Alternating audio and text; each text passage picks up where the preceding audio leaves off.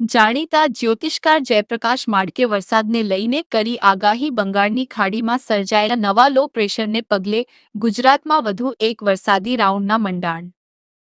1 થી 3 ઓગસ્ટ વચ્ચે ગ્રહો અને નક્ષત્રોનું પરિવર્તન ગુજરાતમાં વરસાદ લાવવા માટે બનશે મહત્વનું પરિબળ. આગામી 31 જુલાઈથી 3 ઓગસ્ટ વચ્ચે ગુજરાત અને રાજસ્થાનમાં ભારેથી અતિભારે વરસાદની પ્રબળ શક્યતા. ખાસ કરીને ઉત્તર ગુજરાત અને મધ્ય ગુજરાતના કેટલાક વિસ્તારોમાં ખાબકી શકે છે અત્યંત ભારે વરસાદ. રાજસ્થાન અને ગુજરાત ઉપર સક્રિય થયેલા લો પ્રેશરને લીધે હમણાં જે ગુજરાતમાં જોરદાર વરસાદનો રાઉન્ડ ત્રાટક્યો તારીખ 22 થી 27 જુલાઈ વચ્ચે, એ અકલ્પનીય અને રેકોર્ડ બ્રેક વરસાદ આપણે હમણાં જોયો. હજી તો આ ગુજરાત ઉપરથી આ લો પ્રેશર હજી ગયું નથી, ત્યાં બંગાળની ખાડીમાં એક નવા લો પ્રેશરનો જન્મ થયાના શુભ સમાચાર આવી ગયા છે. વળી તારીખ 1 થી 3 ઓગસ્ટ વચ્ચે મહત્વના ગ્રહો મંગળ અને શુક્રનું રાશિ પરિવર્તન થઈ રહ્યું છે અને 3જી તારીખે સૂર્ય આશ્લેષા જેવા જોરદાર નક્ષત્રમાં પ્રવેશ કરી રહ્યો છે. આ ગ્રહોનું અને નક્ષત્રોનું જે પરિવર્તન છે એ પણ વરસાદ લાવવા માટે મહત્વનું બની શકે છે. બંગાળની ખાડીના ઉત્તર ભાગમાં 25 જુલાઈ અને શનિવારના રોજ જે નવું લો પ્રેશર સર્જાયું છે એનો ટ્રેક જોતા પહેલા તો ઓરિસ્સામાં અને પશ્ચિમ બંગાળમાં ભારેથી અતિ ભારે વરસાદ આવશે. ઓરિસ્સામાં તો 10-12 ઇંચ જેટલો વરસાદ ત્રાટકશે.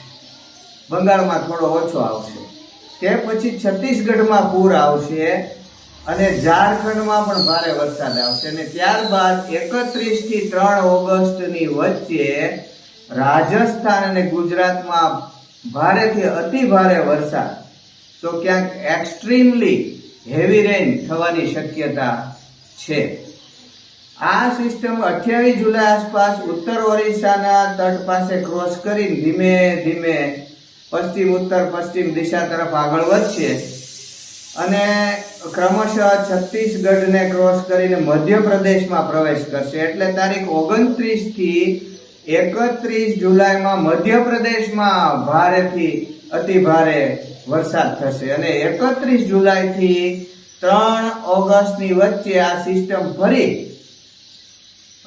ગુજરાત અને રાજસ્થાન ઉપર પહોંચી શકે છે. દક્ષિણ રાજસ્થાન ઉપર પહોંચશે. તેથી તારીખ 31 જુલાઈથી 3 ઓગસ્ટની વચ્ચેના દિવસોમાં ગુજરાતમાં ભારેથી અતિ ભારે વરસાદ થવાની શક્યતા છે. અને આવો વરસાદ ક્યાં થશે તો ખાસ કરીને ઉત્તર ગુજરાત અને મધ્ય ગુજરાતમાં આવો વરસાદ થવાની શક્યતા છે, જેમાં કેટલાક વિસ્તારોમાં એક્સ્ટ્રીમલી હેવી રેન પણ આવી શકે છે અને આ તારીખોમાં રાજસ્થાનમાં પણ વરસાદ થવાની શક્યતા છે. જો આ સિસ્ટમના ટ્રેકમાં કોઈ ફેરફાર નહીં થાય તો હજી તો આ રાઉન્ડ પૂરો થયો નથી, ત્યાં ગુજરાતમાં ફરી પાછો વરસાદનો નવો રાઉન્ડ આવે એવી શક્યતા ઊભી થઈ છે.